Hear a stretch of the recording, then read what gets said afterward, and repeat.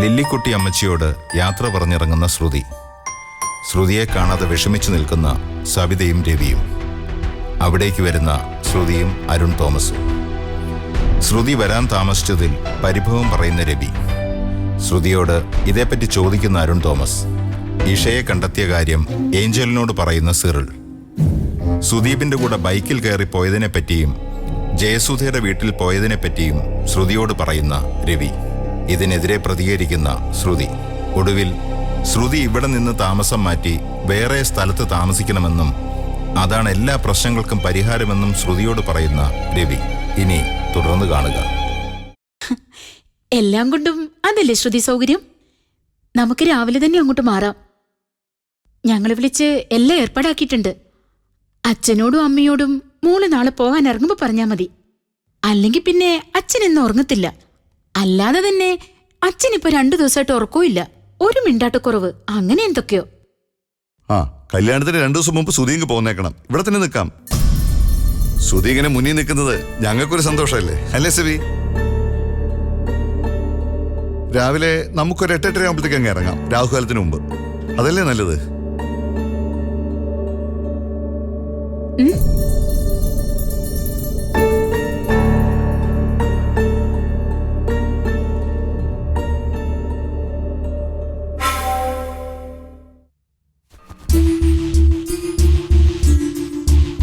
ഇതൊക്കെ എന്തിനാ ഇപ്പൊ എടുത്തു വെക്കുന്നത്? ഡ്രസ്സൊക്കെ സമയമുണ്ടല്ലോ, ഞാനും കൂടി സഹായിക്കാം. നമുക്ക് നാളെ എടുത്തു വെക്കാം. വേണ്ട, എന്തിനാ നാളത്തേക്ക് വെക്കുന്നത്? ഇപ്പൊ തന്നെ ഞാൻ ഇറങ്ങിക്കോളാം.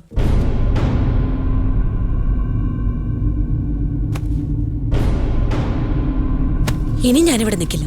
ശ്രുതി പറയുന്ന ഒന്ന് കേക്ക്. ശ്രുതി, എനിക്ക് ചില തീരുമാനങ്ങളുണ്ട്. ഞാൻ തീരുമാനിക്കും എന്റെ കാര്യങ്ങൾ. ഞാൻ പോവും ഈ നിമിഷം തന്നെ. ശ്രുതി, ശ്രുതി രാത്രിയിൽ എങ്ങോട്ടേ പോകുന്നത്? ശ്രുതി, ഞാൻ പറയുന്നൊന്ന് മനസ്സിലാക്ക്. ദിവസം പോയിട്ട് ഒരു നിമിഷം ഞാൻ ഇവിടെ നിൽക്കില്ല. ചേച്ചി, ശ്രുതി, ഞാൻ പറയുന്നത് കേക്ക്. സുധി അങ്ങനെ തന്നിഷ്ടത്തിന് ഇറങ്ങി പോകാൻ ഒരുങ്ങുമ്പോ മറ്റു ചിലതും കൂടെ ഓർക്കണം. സുധിയെ ഈ വീട്ടിലേക്ക് കൊണ്ടുവരുമ്പോ താൻ നിർബന്ധിച്ച് ജയിച്ച ചില കാര്യങ്ങളുണ്ടായിരുന്നു. ഒന്നും മറന്നിട്ടില്ലല്ലോ. രവി, കേവലം 100 രൂപ വിലയുള്ള സ്റ്റാമ്പ് പേപ്പറിന്റെ അധികാരമാണോ സാറി കാണിക്കുന്നത്? അതോ അതിൽ അർത്ഥശൂന്യ എഴുതി വെച്ചിരിക്കുന്ന ഇംഗ്ലീഷ് വാക്കുകളുടെയും ഞാനിട്ട ഒപ്പിന്റെയും അധികാരമാണോ? അതോ അഗ്നിസാക്ഷിയായി കതിർ മണ്ഡപത്തിൽ നിന്നും പനിനീർ തൂകി അണിയേണ്ട അല്ല താലി വഴി വക്കീന്ന് വാങ്ങി എന്റെ കഴുത്തിലിടാൻ തന്നതിന്റെ അധികാരോ? ഇതിലേതാ രവി സാറിന് എന്റെ മേൽ സ്ഥാപിക്കേണ്ടത്? സുധി, ഇത് കല്യാണം കഴിയുന്നവരെ തൽക്കാലം അഡ്ജസ്റ്റ്മെന്റേ ഉള്ളൂ. ഈ പ്രശ്നങ്ങളൊക്കെ ഒന്ന് ആറി തണക്കണം, അത്രേ ഉള്ളൂ. ആ, അതിനൊരു കൂട്ടർ പോവാൻ പറയുന്നു, മറ്റൊരു കൂട്ടർ നിക്കാൻ പറയുന്നു. ഞാൻ എന്താ തോൽ പാവയോ നിങ്ങളുടെ ഇഷ്ടത്തിനനുസരിച്ച് കൂത്തു നടത്താൻ? എന്നെ എന്റെ ഇഷ്ടത്തിന് വിട്ടേക്ക്. വഴിതെറ്റി വന്നവൾ വഴിതെറ്റി പോയെന്ന് കരുതിയാ മതി.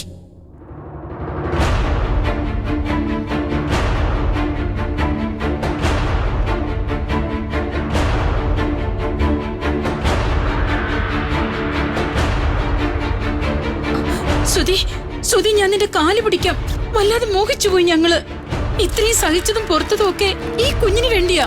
എനിക്കറിയാം ആ കുഞ്ഞ് നിങ്ങളുടെ പ്രശ്നം. ഇനി നിങ്ങൾ വിഷമിക്കണ്ട. സുദീപ് കല്യാണം കഴിക്കാനിരിക്കല്ലേ, അപ്പോ അവന്റെ കുഞ്ഞു വരെ ഈ വീട്ടില്. എന്റെ കുഞ്ഞ് അധികം പറ്റാവും, പിഴച്ചവളുടെ കുഞ്ഞാവും.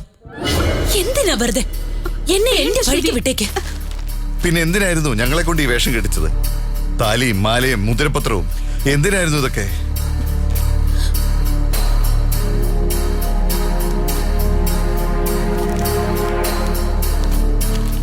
ഇതല്ലേ എഗ്രിമെന്റ്?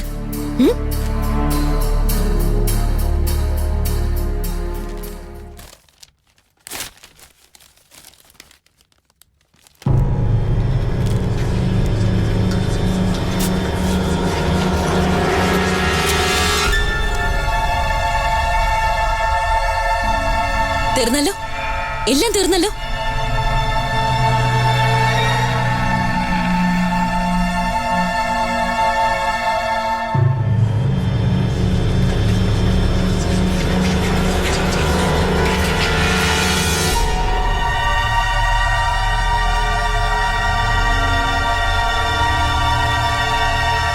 എനിക്ക് ഡ്രസ്സ് മാറണം.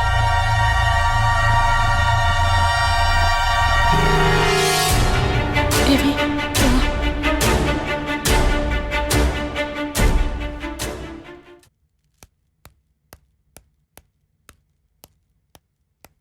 പൊടിമോനെ, പൊടിമോനെ, ശ്രുതി വലിയ പ്രശ്നം ഉണ്ടാക്കുക ഇവിടെ.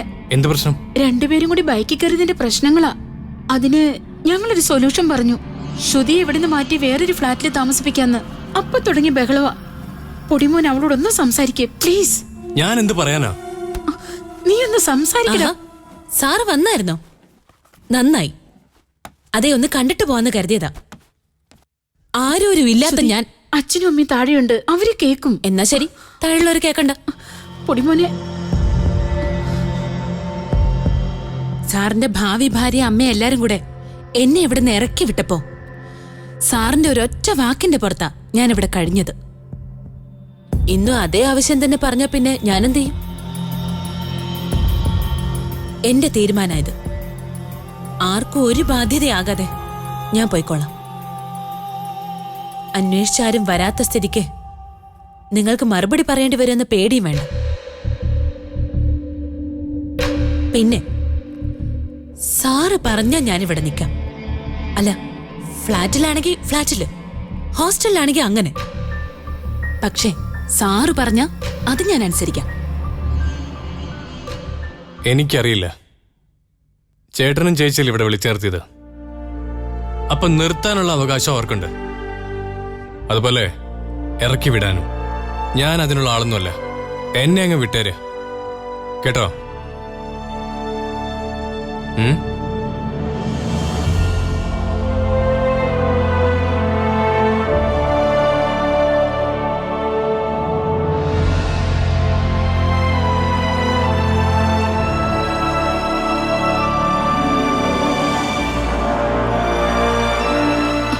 ശ്രുതി, ശ്രുതി മോളെ, നീ ഇപ്പൊ ഇവിടുന്ന് ഇറങ്ങരുത്. ശ്രുതി. ഞങ്ങളുടെ ഗതികേടുകൊണ്ടാ പറയുന്നതെന്ന് നീ മനസ്സിലാക്കണം. ഇങ്ങനെ ഒരു ഇഷ്യൂ ഉണ്ടാക്കി നീ ഇവിടുന്ന് പോവരുത്. ശ്രുതി, ഞാൻ പറയുന്നൊന്ന് കേക്ക്. നാളെ രാവിലെ അച്ഛനെയും അമ്മയും കണ്ട് അനുവാദവും അനുഗ്രഹവും വാങ്ങിച്ചുകൊണ്ട് പോവാം പ്ലീസ്. ഗതികേട് കൊണ്ടാ സാറിപ്പോ എന്റെ കാല് പിടിക്കാൻ വരുന്നത്. നിങ്ങളുടെ അനിയന്റെ വാക്കുകളിൽ നിന്ന് എനിക്ക് മനസ്സിലായി അയാളുടെ കുടുംബജീവിതത്തിന് ഞാനൊരു തടസ്സമാവുമെന്ന്. Very sorry.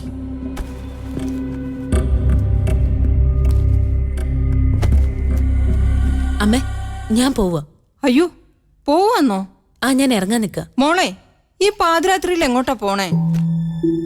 മോടെ ഭർത്താവ് വന്നോ? ഇല്ല, ഞാൻ കാരണം പൊടിമോന്റെ കല്യാണത്തിന് ഒരു തടസ്സം ആവണ്ട. എല്ലാരും എന്നോട് ഇവിടുന്ന് പോയിക്കോളാൻ പറഞ്ഞു. രവി, ഈ ശ്രുതി എന്തൊക്കെയാ പറയുന്നേ? ഈ പാതിരാത്രിയിൽ ഇവിടെ എങ്ങോട്ട് പോകാനാ? ഈ സമയത്ത് നാട്ടിലെത്തണമെങ്കിൽ എന്തൊരു ബുദ്ധിമുട്ടാ. രാവിലെ ഞങ്ങൾ ഉണ്ടാക്കാന്ന് പറഞ്ഞതാമേ, അവക്കിപ്പോ തന്നെ പോണെന്ന്. ഇവളുടെ ഭർത്താവിനെ ഒന്ന് വിളിച്ചേ, അല്ലെങ്കിൽ സുരഭയുടെ നമ്പറിലേക്ക് ഒന്ന് വിളിക്ക് സബി. അവരാരെങ്കിലും വന്ന് കൊണ്ടുപോയിക്കോളും. നിറവയറുമായി നിൽക്കുന്ന ഈ കുട്ടിയെ പാതിരാത്രിയിൽ എങ്ങനെ ഇറക്കി വിടാനാ? നിങ്ങൾക്കൊരു മനസാക്ഷിയില്ലേ സബി? അങ്ങനെ ചോദിക്കമ്മേ. മോളെ, ഞാൻ പോവാ. ശ്രുതി, മോളെ, ശ്രുതി, മോളെ. ശ്രുതി, നിനക്ക് എവിടെ പോണ്ടെന്ന് വെച്ചാൽ ഞാൻ കൊണ്ടാക്കി തരാം. എവിടെ പോണ്ടെന്നൊന്ന് പറഞ്ഞാൽ മതി. പക്ഷെ എങ്ങോട്ടാ, ആരുടെടുത്താ പോകുന്നെന്ന് വളരെ കൃത്യമായിട്ട് ഞങ്ങൾക്കറിയണം. ഇത്ര തന്റെ അടുത്തോടെ ഈ രാത്രി ഇവിടെ നിന്ന് ഇറങ്ങണമെങ്കിൽ നിനക്ക് വ്യക്തമായിട്ടുള്ളൊരു ധാരണ കാണുമല്ലോ. അത് ഞങ്ങളെ കൂടെ ഒന്ന് അറിയിക്കണം. നാളെ നിന്റെ ഭർത്താവോ സുരഭിയോ ആരെങ്കിലും ചോദിച്ചാൽ ഞങ്ങൾക്കൊരു ഉത്തരം കൊടുക്കണമല്ലോ. ആര് ആര് ചോദിച്ച? നിന്റെ ഭർത്താവ് ജയകൃഷ്ണൻ, സുരഭി. സാർ എന്ത് സമർത്ഥമായിട്ടാ സംസാരിക്കുന്നത്. പെർഫോമൻസിന് നാഷണൽ അവാർഡ് കിട്ടും. സാഹിത്യത്തിനുള്ളൊരു അക്കാദമി പുരസ്കാരമെങ്കിലും കിട്ടാൻ ഞാൻ പ്രാർത്ഥിച്ചോളാം. ഞാൻ പോവാ. മോളെ, ശ്രുതി, ഒന്ന് പറയുന്ന കേക്ക് മോളെ. എങ്ങോട്ട് പോവുക? എനിക്ക് പോണം. എങ്ങോട്ട്? ആരുടെ വീട്ടിലോട്ട്? മോൾ എങ്ങും പോകുന്നില്ല. ആർക്കാടാ ഇവളെ ഇവിടെ ഇറക്കി വിടേണ്ടത്? ആർക്കാണെന്ന്? ഇവളിവിടെ നിൽക്കുന്നതിന്റെ പേരിൽ ആർക്കാണ് പ്രശ്നം? നിങ്ങളൊക്കെ കൂടെ ചേർന്ന് ഇവളെ വിളിച്ചോണ്ട് വന്നതല്ലേ? എന്നിട്ട് ഈ പാതിരാത്രിയിൽ ഇറക്കി വിടുന്നോ? ഇപ്പോഴാണോടാ നിനക്കൊക്കെ തോന്നിയത്? മനസാക്ഷിയില്ലാത്തവൻ. അച്ഛനിങ്ങനെ കാര്യം അറിയാതെ ഒന്നും പറയല്ലേ. ഇല്ലടാ, അച്ഛനൊന്നും അറിയത്തില്ല. എനിക്കൊന്നും അറിയത്തില്ല. അതൊക്കെ നിന്റെയൊക്കെ ധാരണയാ. എനിക്കെല്ലാം അറിയാം, എല്ലാം അറിയാമടാ. ആർക്കാടാ ഇവളെ ഇവിടെ നിന്ന് ഇറക്കി വിടേണ്ടത്? നിനക്കാണോടാ അതോ നിനക്കാണോടി? അച്ഛ, ഇതൊന്നും ഞങ്ങളായിട്ടെടുത്ത തീരുമാനമല്ല. നിർത്തടി, നീ മിണ്ടരുത്. ഈ കൊച്ചിവിടെ നിൽക്കുന്നതിന്റെ പേരിൽ അവന്റെ കല്യാണം മുടങ്ങുന്നെങ്കിൽ അങ്ങ് മുടങ്ങട്ടത്. വാ മോളെ. ആ, ഞാനൊരു കാര്യം പറഞ്ഞേക്കാം, എല്ലാരും കേട്ടോണം. എല്ലാരും ജയസുധയും പൊടിമോനുമായിട്ടുള്ള കല്യാണം ഇനി വേണ്ട. അത് നടക്കത്തില്ലത്. അത് ഞാൻ നടത്തത്തില്ല. ഈ കൊച്ചിവിടെ നിൽക്കുകയും ചെയ്യും, മറ്റേ കല്യാണം നടക്കാതെയും വരും. ആ മോളെ. അച്ഛൻ എന്തൊക്കെയാ പറയുന്നേ? അതേടാ, പൊടിമോനും ജയസുധയുമായിട്ടുള്ള കല്യാണം ഇനി നടത്തത്തില്ല. ഞാൻ സമ്മതിക്കത്തില്ല. അതിന് സമ്മതിക്കണമെങ്കിൽ ഇവള് പറയണം. ഇവള് നമ്മുടെ പൊടിമോന്റെ കല്യാണം നടത്തുന്ന ഇവളാണ്. അതേടാ, ഈ കൊച്ചിനെ ഈ വീട്ടിൽ നിന്ന് ഇറക്കി വിട്ടിട്ട് ഇവിടെ ആരും താലി കെട്ടി കേറണ്ട. ഈ സദാശിവം പിള്ള സമ്മതിക്കത്തില്ലടാ. അച്ഛാ, ഞാൻ കാരണം ഈ വീട്ടിൽ പ്രശ്നം ഉണ്ടാവാൻ പാടില്ല. ഞാൻ പോവാൻ തീരുമാനിച്ചാ പോയിരിക്കും. നിക്കടി അവിടെ.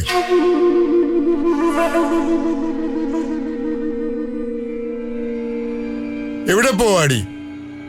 നീ എവിടെ പോവാണെന്ന്? ഈ പാതിരാത്രിക്ക് പെട്ടിയും തൂക്കി പിടിച്ചോണ്ട് കേറി പോടിയകത്ത്.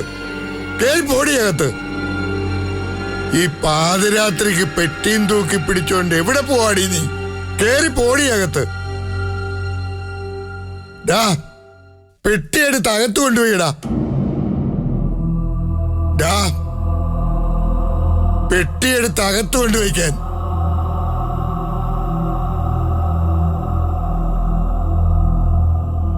നീയാണോടാ ഇവിടുത്തെ കാരണവര്? ആണോ? എടാ, പെട്ടിയെടുക്കാൻ. ഇവൾ എവിടെ പോണം, എവിടെ നിൽക്കണമെന്ന് തീരുമാനിക്കുന്നത് ഞാനാ. എടുത്തോണ്ട് പോയിക്കടാ. എടാ, രവി നോക്കി നിൽക്കുന്നു. മിടുക്കനാവുന്നു. കല്യാണം നടത്തണം പോലും.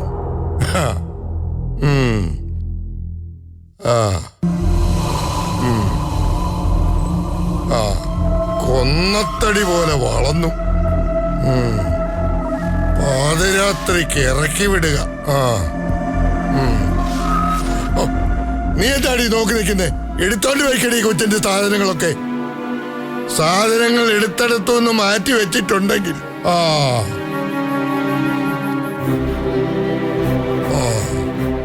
നിക്കടി അവിടെ. നീ എവിടെ പോവാ? ഇവിടെ വാ. ഇവിടെ വരാൻ.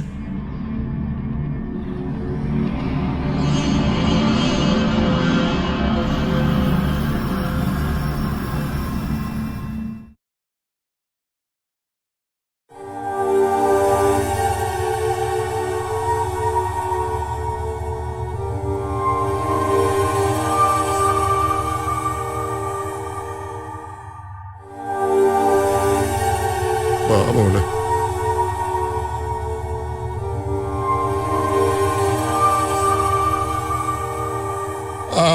പിന്നെ എല്ലാരെയും ഒന്നുകൂടെ ഓർമ്മിപ്പിക്കുക. ജയസുധേ സുദീപുമായിട്ടുള്ള കല്യാണം നടക്കത്തില്ല. അതിന് വെച്ച വെള്ളം അങ്ങ് വാങ്ങി വെച്ചേരേ. ഒരുത്തിയും താലി കെട്ടി ഈ മുറ്റത്ത് കൊണ്ടുവരാമെന്ന് ആരും വിചാരിക്കണ്ട. ഒരാളും വിചാരിക്കണ്ട. ഞാൻ സമ്മതിക്കത്തില്ല. പാമോളെ, നടക്കത്തില്ല. ഞാൻ സമ്മതിക്കത്തില്ല. സമ്മതിക്കത്തില്ല ഞാൻ.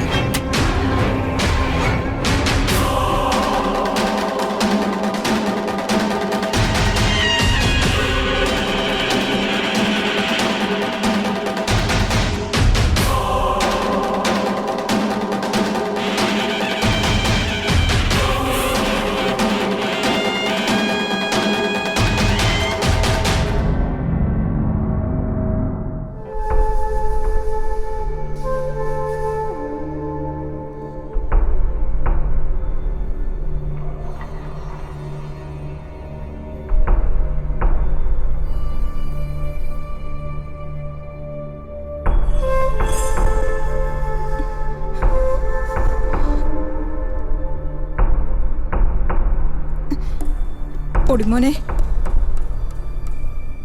ഈ കല്യാണം നടത്തിക്കില്ലെന്ന നിന്റെ അച്ഛൻ പറയുന്നേ. ശ്രുതി ഇവിടെ നിന്ന ഈ കല്യാണത്തിന് താല്പര്യമില്ലെന്ന ജലജയും വീട്ടുകാരും ഒക്കെ പറയുന്നത്. എന്തൊരു കഷ്ടകാല ഇത്. കല്യാണത്തിന് ഇനി എത്ര ദിവസമുണ്ട്?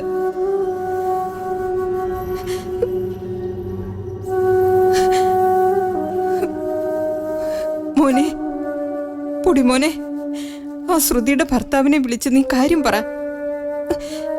അവരോട് ആരെങ്കിലും കാര്യം പറഞ്ഞ് മനസ്സിലാക്കി കൊടുത്ത് കൂട്ടിക്കൊണ്ടു പോകാൻ പറ. ശ്രുതിയുടെ കയ്യിൽ നിന്ന് നമ്പർ വാങ്ങി ഇപ്പൊ തന്നെ സംസാരിക്കേ. എല്ലാം വിധി പോലെ നടക്കും. അവളോടെ പിള്ളച്ചേട്ടന്റെ കൂടെ മുറിയിലുണ്ട്. മോനെ, ഇത്രയൊക്കെ പ്രശ്നമാണെങ്കിൽ പിള്ളച്ചേട്ടൻ എന്തിനാ അവളെ ഇവിടെ പിടിച്ചു നിർത്തിയിരിക്കുന്നത്? പോണെങ്കിൽ അങ്ങ് പൊയ്ക്കോട്ടെ.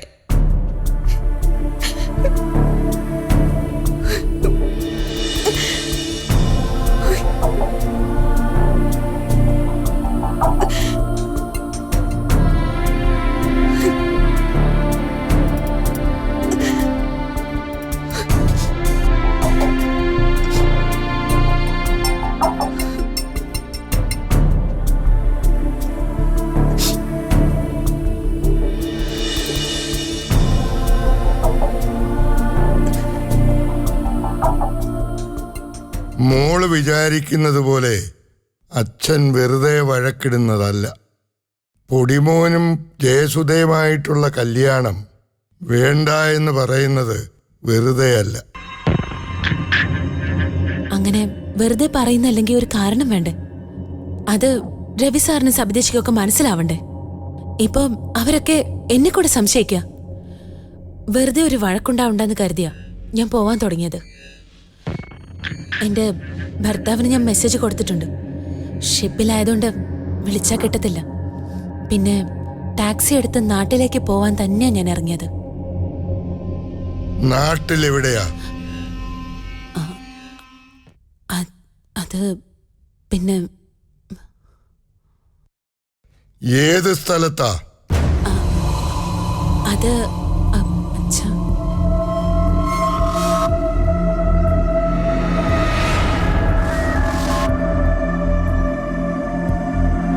മേൽവിലാസം എവിടെയാണെന്ന് ഞാനും കൂടെ ഒന്ന് അറിയട്ടെ. അത് സുരഭിയച്ചി ഇവിടെ എല്ലാവർക്കും അറിയാം. മേൽവിലാസം അറിയാം. അത് അച്ഛനും നന്നായിട്ട് അറിയാം. പിന്നെ എന്തിനാ എന്നോട് ചോദിക്കുന്നേ? സുരഭിയെ എനിക്കറിയാം.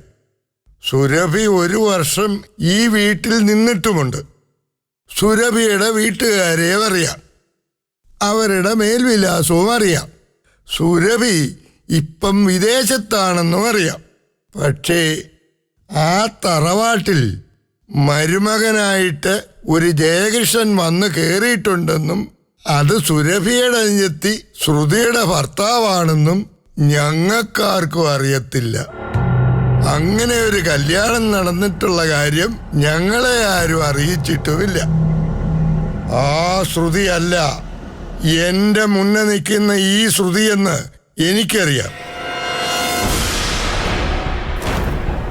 നോക്കണ്ട, ഇതുവരെ പറഞ്ഞതെല്ലാം കള്ളമാണെന്ന് എനിക്കറിയാം.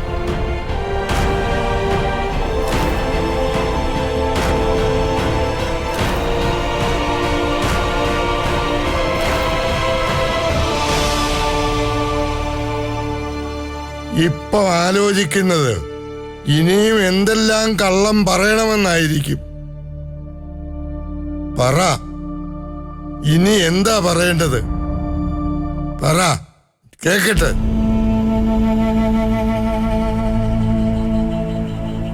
ഒന്നും പറയാനില്ല അല്ലേ? സത്യങ്ങൾ തുറന്നു പറയാൻ മടിയുണ്ടെങ്കിൽ പറയാൻ പറ്റാത്ത ഒരുപാട് കാരണങ്ങൾ കാണും. മോക്കൊരച്ഛനുണ്ടെന്നും പ്രസവിച്ച ഒരമ്മയുണ്ടെന്നും കൂടപ്പിറപ്പുകളുണ്ടെന്നും എനിക്കറിയാം. അവരൊക്കെ ഇപ്പൊ എവിടെയാ ഉള്ളത്? നീ എന്തിനാ അവരെയൊക്കെ ഉപേക്ഷിച്ചു പോകുന്നത്? ഞാൻ ചോദിക്കുന്നത് നിന്റെ ശരിക്കുള്ള മേൽവിലാസം ഏതാണെന്നാ. പറ. അച്ഛനും അമ്മയും എവിടെയാ? എങ്ങനെയാ ഇവിടെ വരെ വന്നത്? പറ.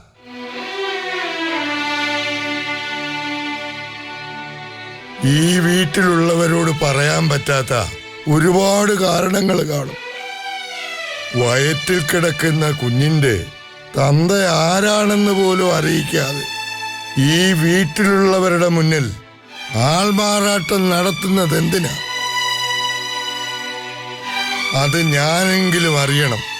അറിഞ്ഞേ പറ്റൂ മോളെ, അറിഞ്ഞേ പറ്റൂ എനിക്ക്.